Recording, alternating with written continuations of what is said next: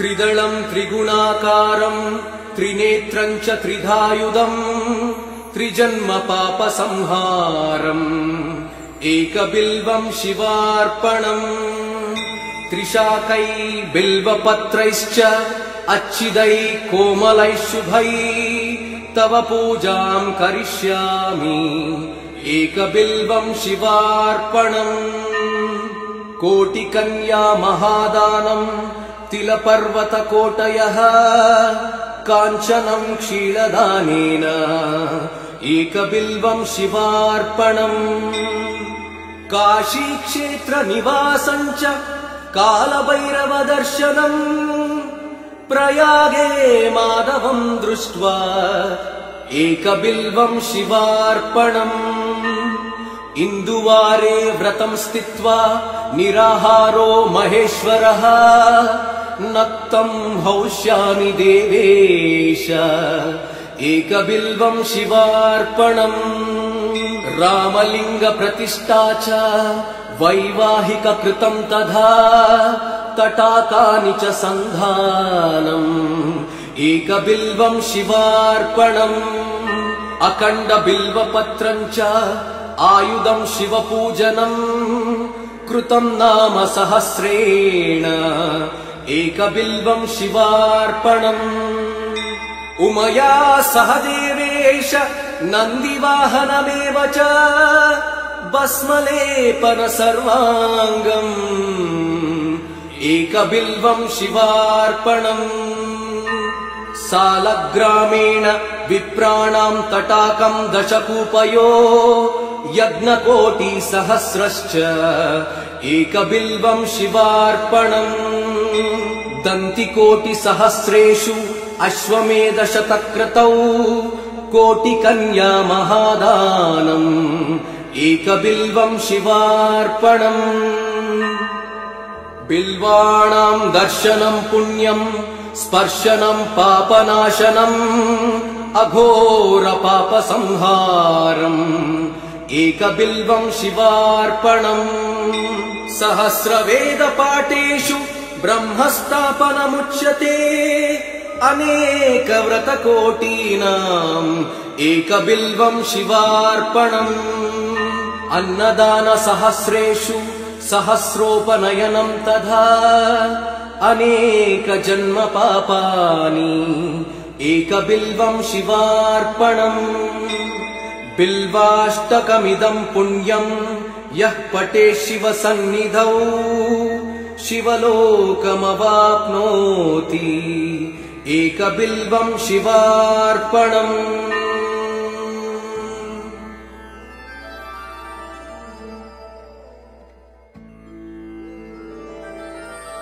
त्रिदलं त्रिगुणाकारं त्रिनेत्रं च त्रिधायुधं त्रिजन्म पापसंहारम् एकबिल्वं शिवार्पणम् त्रिशाकै बिल्वपत्रैश्च अच्छिदै कोमलै शुभै तव पूजां करिष्यामि एकबिल्वं शिवार्पणम् कोटिकन्या महादानं तिलपर्वतकोटयः काञ्चनं क्षीरदानेन एकबिल्वं शिवार्पणम् काशीक्षेत्रनिवासं च कालभैरवदर्शनम् प्रयागे माधवं दृष्ट्वा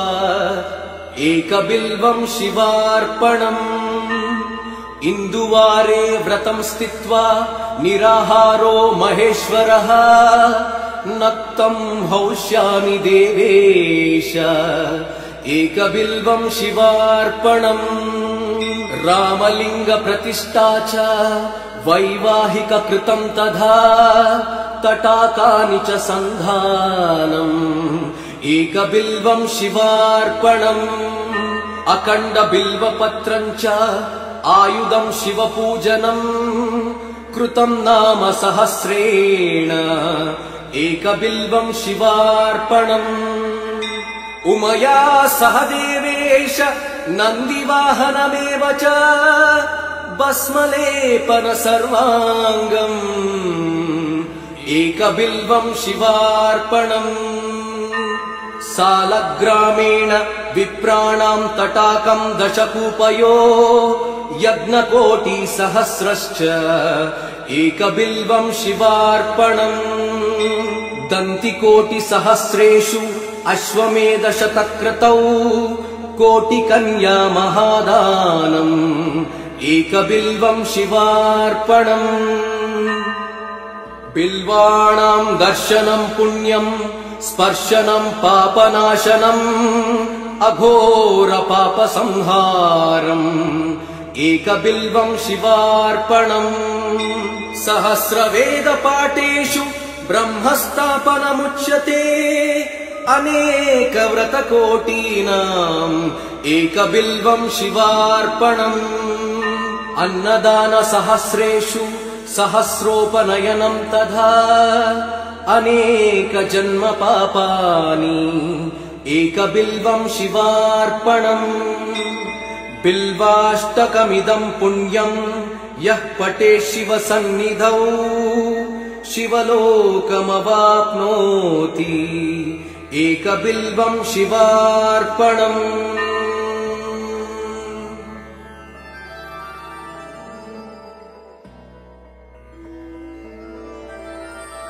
त्रिदलं त्रिगुणाकारं त्रिनेत्रं च त्रिधायुधम् त्रिजन्म पापसंहारम् एकबिल्वं शिवार्पणम् त्रिशाकै बिल्वपत्रैश्च अच्छिदैः कोमलैः शुभैः तव पूजां करिष्यामि एकबिल्वं शिवार्पणम्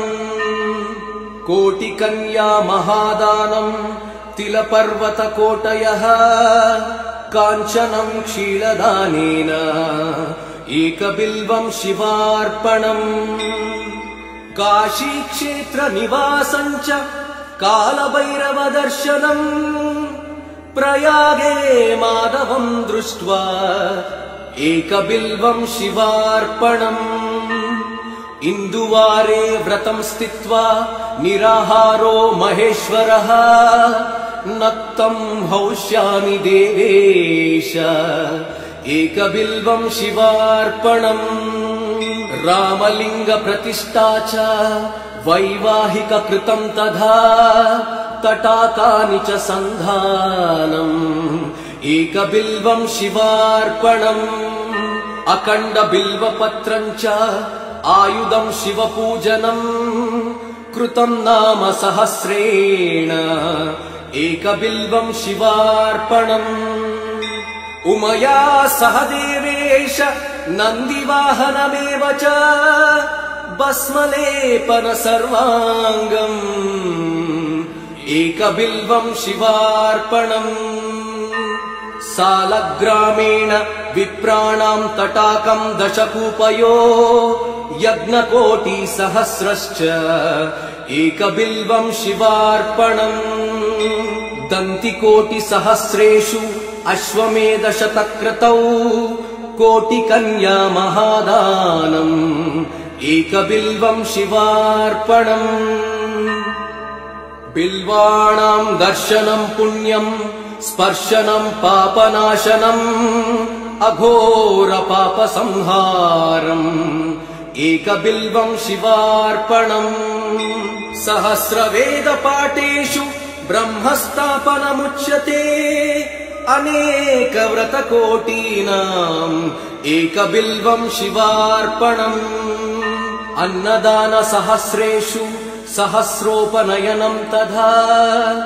अनेकजन्म पापानि एकबिल्वं शिवार्पणम् बिल्वाष्टकमिदं पुण्यं यः पठेत् शिवसन्निधौ शिवलोकमवाप्नोति एकबिल्वं शिवार्पणम्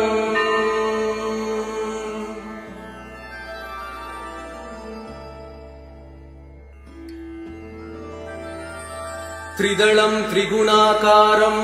त्रिनेत्रं च त्रिधायुधम् त्रिजन्म पापसंहारम् एकबिल्वं शिवार्पणम् त्रिशाकै बिल्वपत्रैश्च अच्छिदैः कोमलैः शुभैः तव पूजां करिष्यामि एकबिल्वं शिवार्पणम्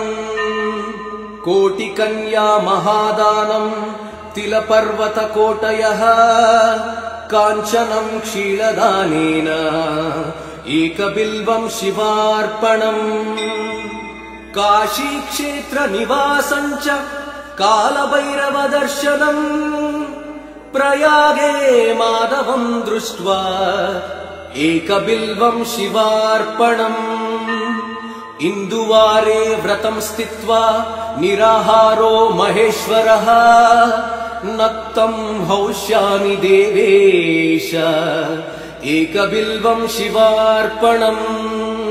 रामलिङ्गप्रतिष्ठा च वैवाहिककृतं तथा तटाकानि च सन्धानम् एकबिल्वं शिवार्पणम् अखण्डबिल्वपत्रं च आयुधं शिवपूजनम् कृतं नाम सहस्रेण एकबिल्वं शिवार्पणम् उमया सह देवेश नन्दिवाहनमेव च भस्मलेपन सर्वाङ्गम् एकबिल्वं शिवार्पणम् सालग्रामेण विप्राणां तटाकं दशकूपयो यज्ञकोटिसहस्रश्च एकबिल्वं शिवार्पणम् दन्तिकोटिसहस्रेषु अश्वमेधशतक्रतौ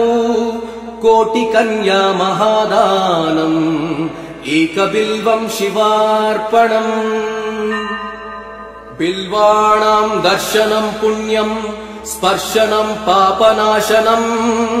अघोरपापसंहारम् एकबिल्वं शिवार्पणम् सहस्रवेदपाठेषु ब्रह्मस्थापनमुच्यते अनेकव्रतकोटीनाम् एकबिल्वं शिवार्पणम् अन्नदानसहस्रेषु सहस्रोपनयनं तथा अनेकजन्मपापानि एकबिल्वं शिवार्पणम् बिल्वाष्टकमिदं पुण्यं यः पठेत् शिवसन्निधौ शिवलोकमवाप्नोति एकबिल्वं शिवार्पणम्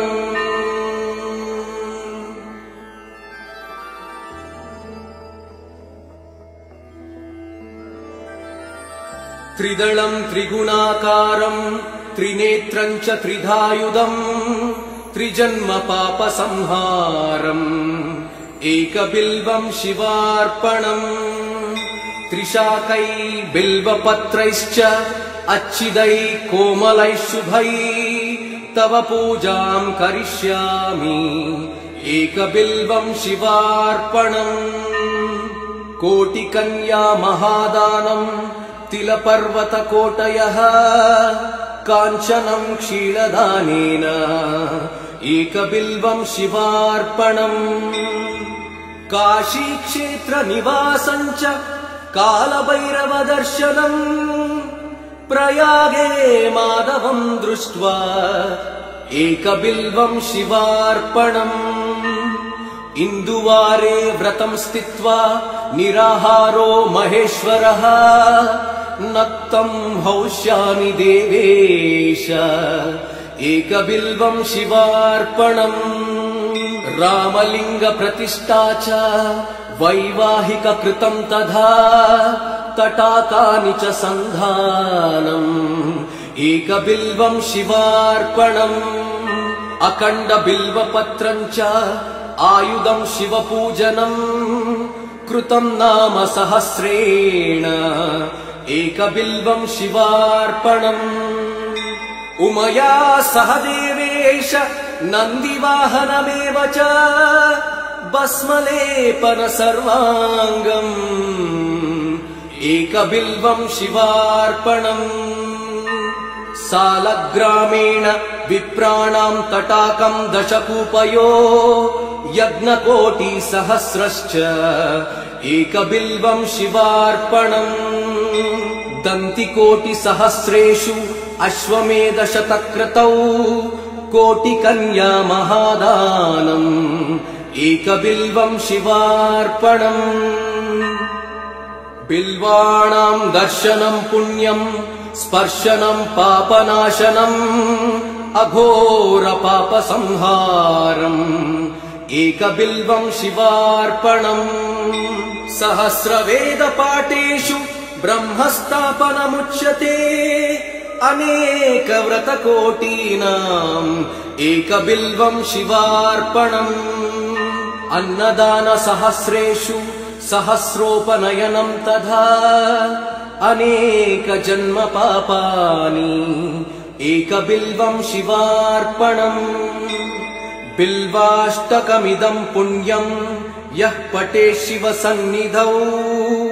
शिवलोकमवाप्नोति एकबिल्वम् शिवार्पणम्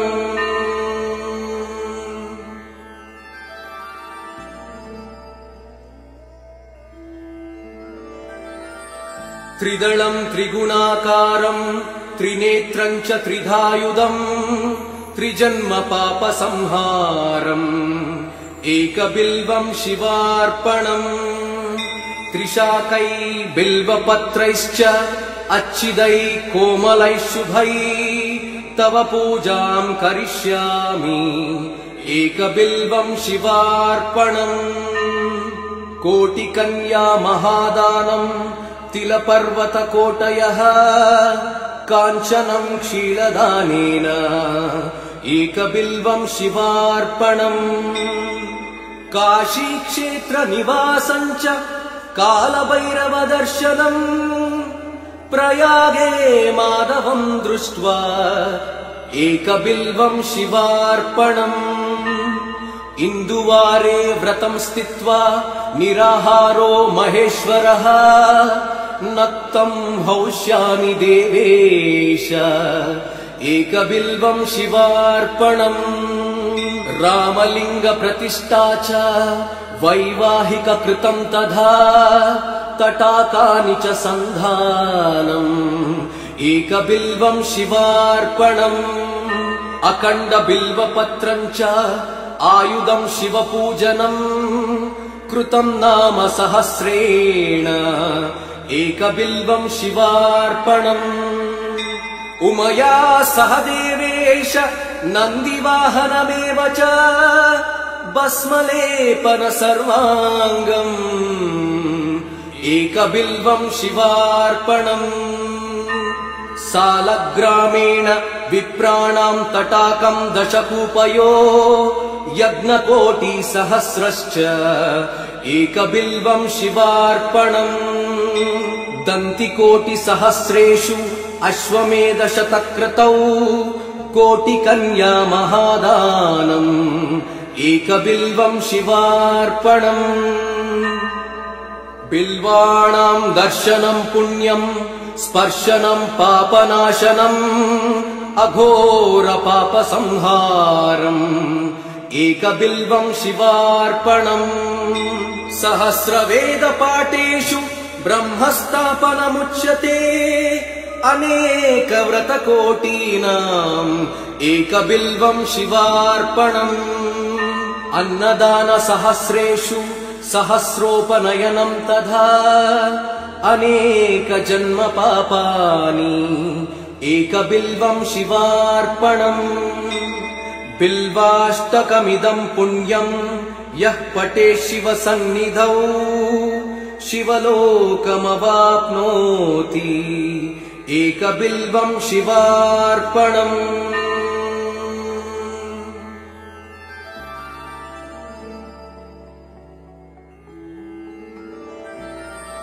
त्रिदलम् त्रिगुणाकारम्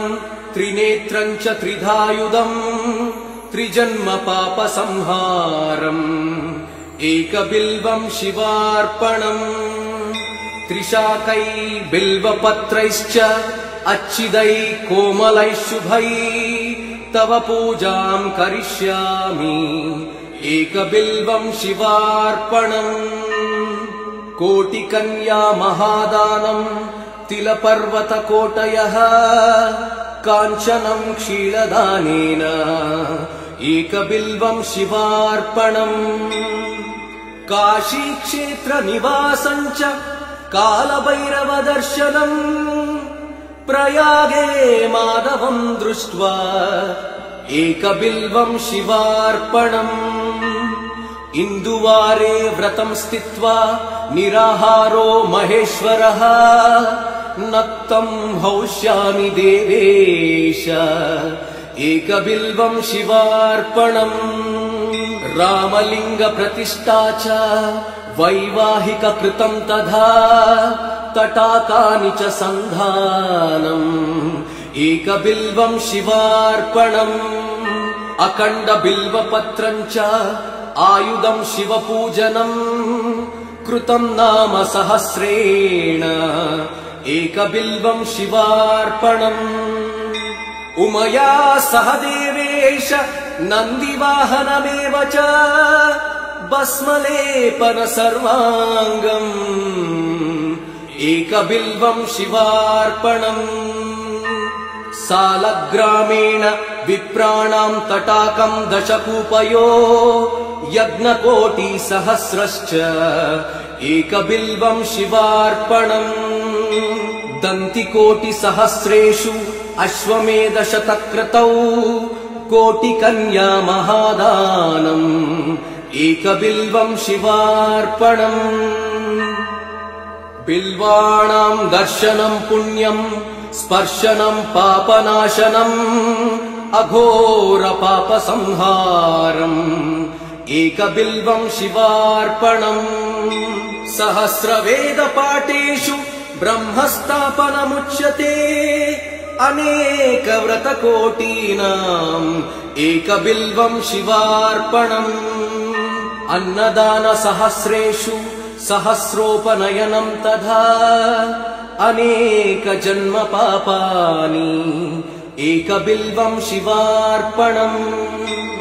बिल्वाष्टकमिदम् पुण्यम् यः पठे शिवसन्निधौ शिवलोकमवाप्नोति एकबिल्वम् शिवार्पणम्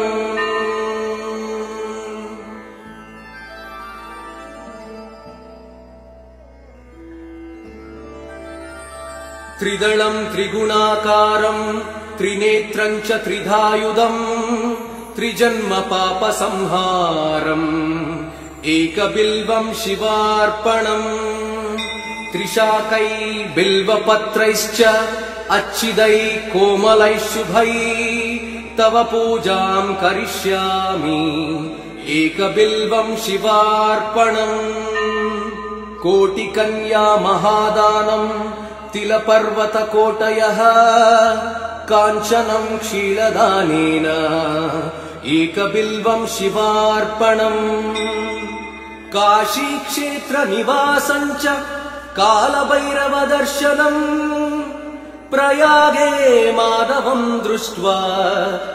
एकबिल्वम् शिवार्पणम् इन्दुवारे व्रतम् स्थित्वा निराहारो महेश्वरः नक्तम् हौष्यामि देवेश एकबिल्वम् शिवार्पणम् रामलिङ्गप्रतिष्ठा च वैवाहिककृतम् तथा तटाकानि च सन्धानम् एकबिल्वम् शिवार्पणम् अखण्डबिल्वपत्रम् च आयुधम् शिवपूजनम् कृतम् नाम सहस्रेण एकबिल्वम् शिवार्पणम् उमया सह देवेश नन्दिवाहनमेव च भस्मलेपन सर्वाङ्गम् एकबिल्वम् शिवार्पणम् सालग्रामेण विप्राणाम् तटाकम् दशकूपयो यज्ञकोटिसहस्रश्च एकबिल्वम् शिवार्पणम् दन्तिकोटिसहस्रेषु अश्वमेधशतक्रतौ कोटिकन्या महादानम् एकबिल्वम् शिवार्पणम् बिल्वाणाम् दर्शनम् पुण्यम् स्पर्शनम् पापनाशनम् अघोरपापसंहारम् एकबिल्वं शिवार्पणम् सहस्रवेदपाठेषु ब्रह्मस्थापनमुच्यते अनेकव्रतकोटीनाम् एकबिल्वं शिवार्पणम् अन्नदानसहस्रेषु सहस्रोपनयनं तथा अनेकजन्मपापानि एकबिल्वं शिवार्पणम् बिल्वाष्टकमिदं पुण्यं यः पठेत् शिवसन्निधौ शिवलोकमवाप्नोति एकबिल्वं शिवार्पणम्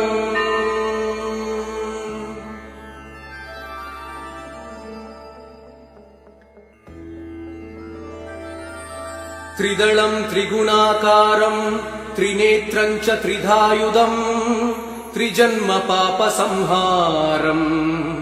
एकबिल्वं शिवार्पणम् त्रिशाकै बिल्वपत्रैश्च अच्छिदै कोमलै शुभै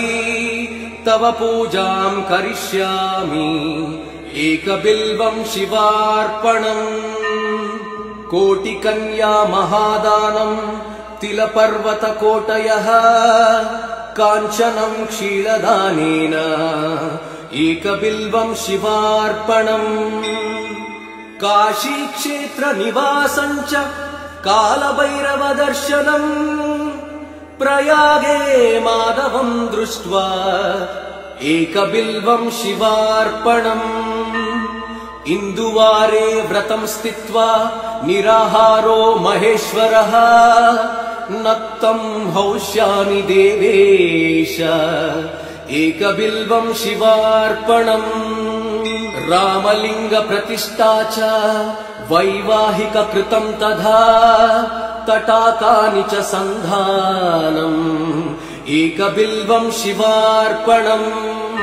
अखण्डबिल्वपत्रं च आयुधं शिवपूजनम् कृतं नाम सहस्रेण एकबिल्वं शिवार्पणम् उमया सह देवेश नन्दिवाहनमेव च भस्मलेपन सर्वाङ्गम् एकबिल्वं शिवार्पणम्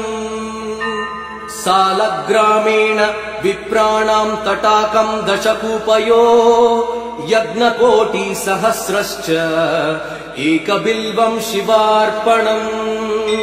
दन्तिकोटिसहस्रेषु अश्वमेधशतक्रतौ कोटिकन्या महादानम् एकबिल्वं शिवार्पणम् बिल्वाणां दर्शनं पुण्यं स्पर्शनं पापनाशनम् अघोरपापसंहारम् एकबिल्वं शिवार्पणम् सहस्रवेदपाठेषु ब्रह्मस्थापनमुच्यते अनेकव्रतकोटीनाम् एकबिल्वं शिवार्पणम् अन्नदानसहस्रेषु सहस्रोपनयनं तथा अनेकजन्मपापानि एकबिल्वं शिवार्पणम् बिल्वाष्टकमिदं पुण्यं यः पठेत् शिवसन्निधौ शिवलोकमवाप्नोति एकबिल्वं शिवार्पणम्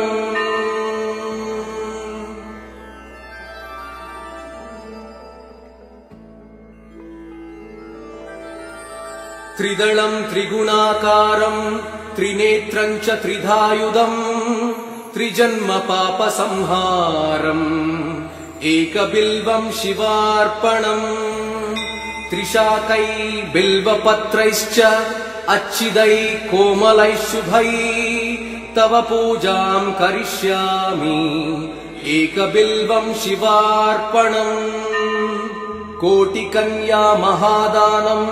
तिलपर्वतकोटयः काञ्चनं क्षीरदानेन एकबिल्वं शिवार्पणम् काशीक्षेत्रनिवासं च कालभैरवदर्शनम् प्रयागे माधवं दृष्ट्वा एकबिल्वं शिवार्पणम् इन्दुवारे व्रतं स्थित्वा निराहारो महेश्वरः नक्तं हौष्यामि देवेश एकबिल्वं शिवार्पणम् रामलिंग प्रतिष्ठा च वैवाहिक कृतं तथा तटाकानि च सन्धानम् एकबिल्वं शिवार्पणम् अखण्ड बिल्वपत्रं च आयुधं शिवपूजनम् कृतं नाम सहस्रेण एकबिल्वं शिवार्पणम् उमया सह देवेश नन्दिवाहनमेव च भस्मलेपन सर्वाङ्गम् एकबिल्वं शिवार्पणम् सालग्रामेण विप्राणां तटाकं दशकूपयो यज्ञकोटिसहस्रश्च एकबिल्वं शिवार्पणम् दन्तिकोटिसहस्रेषु अश्वमेधशतक्रतौ कोटिकन्या महादानम् एकबिल्वं शिवार्पणम् बिल्वाणां दर्शनं पुण्यं स्पर्शनं पापनाशनम् अघोर पापसंहारम् एकबिल्वं शिवार्पणम् सहस्रवेदपाठेषु ब्रह्मस्थापनमुच्यते अनेकव्रतकोटीनाम् एकबिल्वं शिवार्पणम् अन्नदानसहस्रेषु सहस्रोपनयनं तथा अनेकजन्म पापानि एकबिल्वं शिवार्पणम् बिल्वाष्टकमिदं पुण्यं यः पठेत् शिवसन्निधौ शिवलोकमवाप्नोति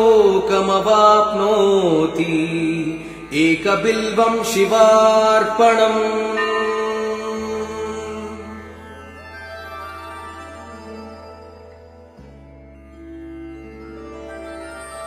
त्रिदलं त्रिगुणाकारं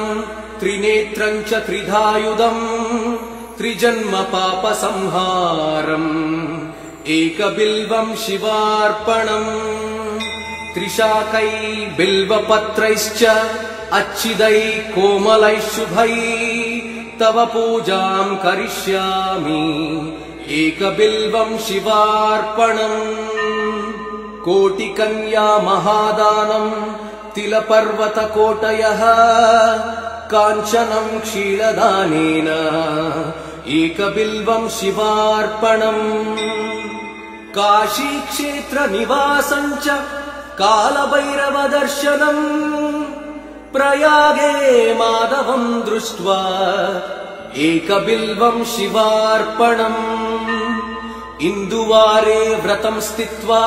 निराहारो महेश्वरः नक्तं हौष्यामि देवेश एकबिल्वं शिवार्पणम्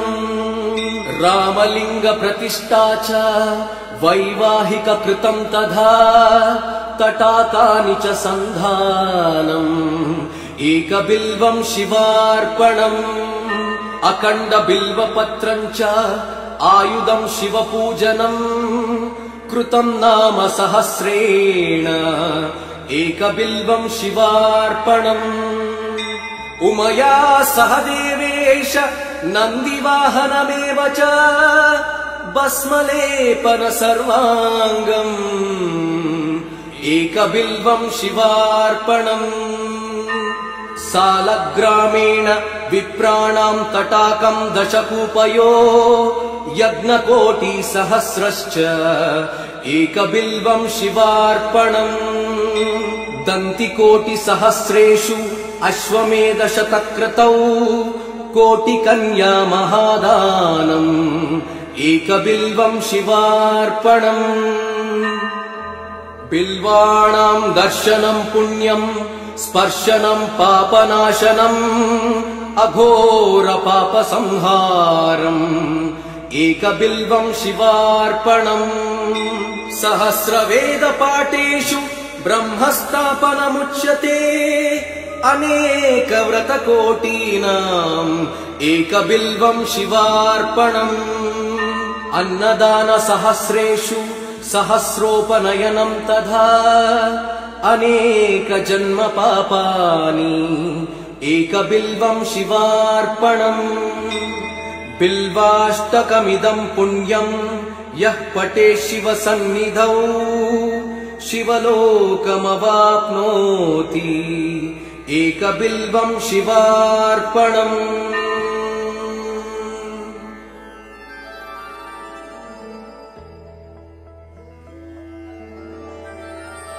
त्रिदलं त्रिगुणाकारं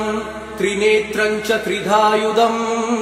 त्रिजन्म पापसंहारम् एकबिल्वं शिवार्पणम् त्रिशाकै बिल्वपत्रैश्च अच्छिदै कोमलैः शुभै तव पूजां करिष्यामि एकबिल्वं शिवार्पणम् कोटिकन्या महादानं तिलपर्वतकोटयः काञ्चनं क्षीरदानेन एकबिल्वं शिवार्पणम् काशीक्षेत्रनिवासं च कालभैरवदर्शनम् प्रयागे माधवं दृष्ट्वा एकबिल्वं शिवार्पणम् इन्दुवारे व्रतं स्थित्वा निराहारो महेश्वरः नक्तं हौष्यामि देवेश एकबिल्वं शिवार्पणम् रामलिङ्गप्रतिष्ठा च वैवाहिककृतं तथा तटाकानि च सन्धानम् एकबिल्वं शिवार्पणम् अखण्डबिल्वपत्रं च आयुधं शिवपूजनम् कृतं नाम सहस्रेण एकबिल्वं शिवार्पणम् उमया सह देवेश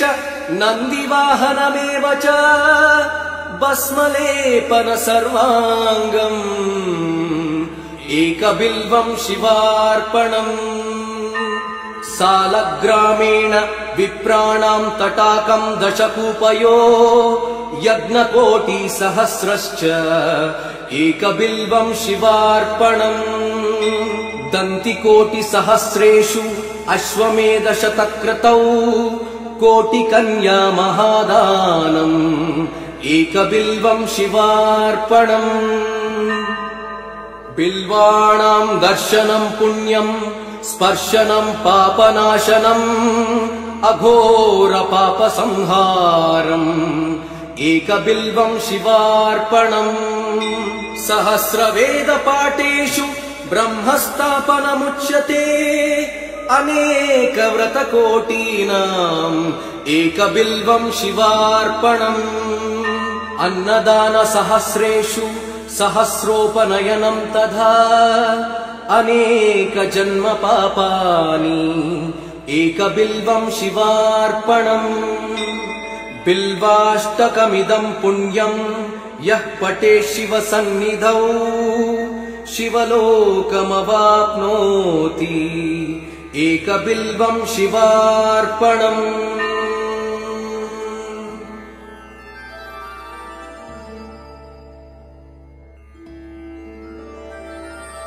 त्रिदलं त्रिगुणाकारं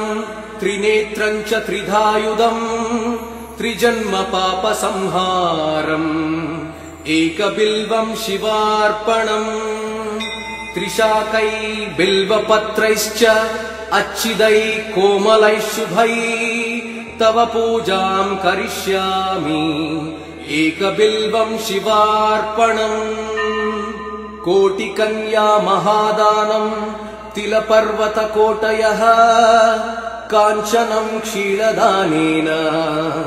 एकबिल्वं शिवार्पणम्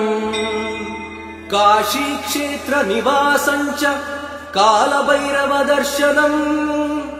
प्रयागे माधवं दृष्ट्वा एकबिल्वं शिवार्पणम्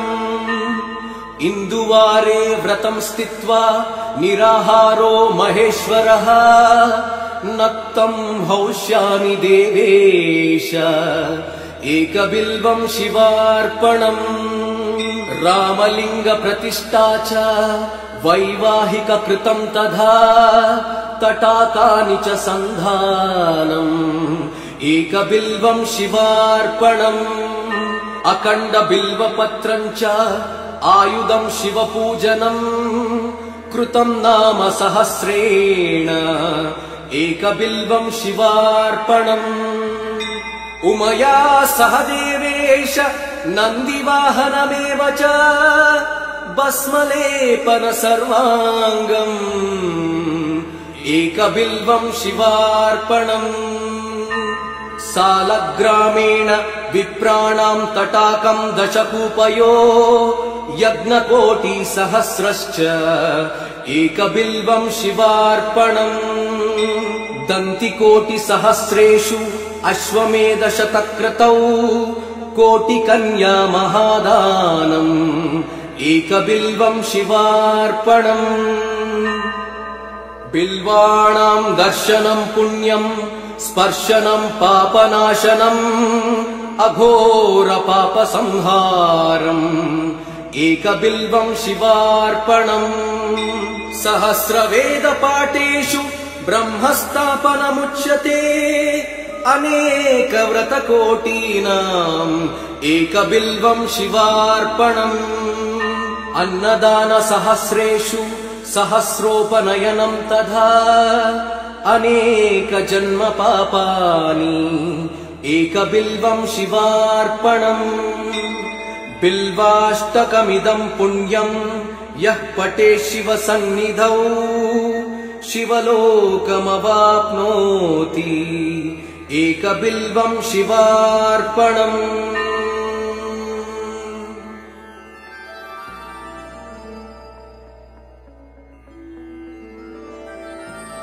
त्रिदलम् त्रिगुणाकारम् त्रिनेत्रम् च त्रिधायुधम् त्रिजन्म पापसंहारम् एकबिल्वम् शिवार्पणम् त्रिशाकै बिल्वपत्रैश्च अच्छिदै कोमलै शुभै तव पूजाम् करिष्यामि एकबिल्वम् शिवार्पणम् कोटिकन्या महादानम् तिलपर्वतकोटयः काञ्चनम् क्षीरदानेन एकबिल्वम् शिवार्पणम् काशीक्षेत्रनिवासम् च कालभैरवदर्शनम् प्रयागे माधवम् दृष्ट्वा एकबिल्वम् शिवार्पणम् इन्दुवारे व्रतम् स्थित्वा निराहारो महेश्वरः नक्तम् हौष्यामि देवेश एकबिल्वम् शिवार्पणम् रामलिंग प्रतिष्ठा च वैवाहिक कृतम् तथा तटाकानि च सन्धानम् एकबिल्वम् शिवार्पणम् अखण्ड बिल्वपत्रम् च आयुधम् शिवपूजनम् कृतम् नाम सहस्रेण एकबिल्वम् शिवार्पणम् उमया सह देवेश नन्दिवाहनमेव च भस्मलेपन सर्वाङ्गम् एकबिल्वम् शिवार्पणम् सालग्रामेण विप्राणाम् तटाकम् दशकूपयो यज्ञकोटिसहस्रश्च एकबिल्वम् शिवार्पणम् दन्तिकोटिसहस्रेषु अश्वमेधशतक्रतौ कोटिकन्या महादानम् एकबिल्वम् शिवार्पणम् बिल्वाणाम् दर्शनम् पुण्यम् स्पर्शनम् पापनाशनम् अघोर पापसंहारम् एकबिल्वम् शिवार्पणम् सहस्रवेदपाठेषु ब्रह्मस्थापनमुच्यते अनेकव्रतकोटीनाम् एकबिल्वम् शिवार्पणम् अन्नदानसहस्रेषु सहस्रोपनयनम् तथा अनेकजन्म पापानि एकबिल्वं शिवार्पणम् बिल्वाष्टकमिदं पुण्यं यः पठेत् शिवसन्निधौ शिवलोकमवाप्नोति एकबिल्वं शिवार्पणम्।